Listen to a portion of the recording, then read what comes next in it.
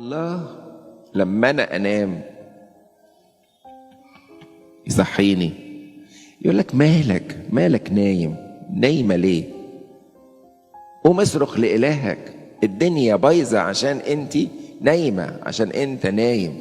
مشاكل البيوت بتيجي من عشان احنا بنبقى نايمين.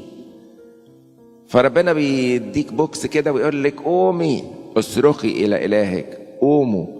ليه في مشكلة في البيت؟ أصلكم نايمين، أصلكم مش بتصلوا، أصلكم مش ماسكين في ربنا، عشان كده في مشكلة.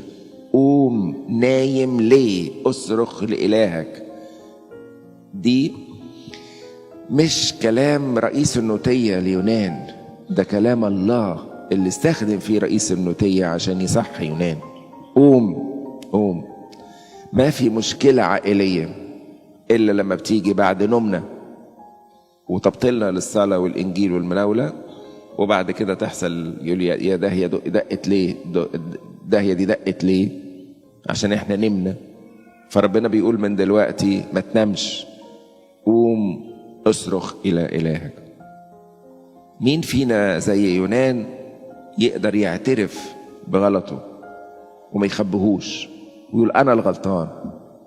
ومش بس سوري، ده يقولوا أنا مستعد أتحمل غلطتي، أنا غلطان، حط علي أي حاجة، عاقبني بأي حاجة، أنا غلطان، سامحيني واعملي لي قولي اللي أنت عايزاه وأنا أعمله لك. كبريائنا يمنعنا. يعني إيه أنا غلطان؟ ما أنا غلطان عشان هي غلطانة وهو غلطان عشان هي غلطانة والدنيا تضيع. ما تتحلش الأمور إلا إذا كل واحد قال عن نفسه إنه هو المخطئ الوحيد. لكن إبليس يحب يتوهها في لما يقولوا مش عارف دم مش عارف مين تفرق بين القبائل كده، يعني عشان يتوه الموضوع.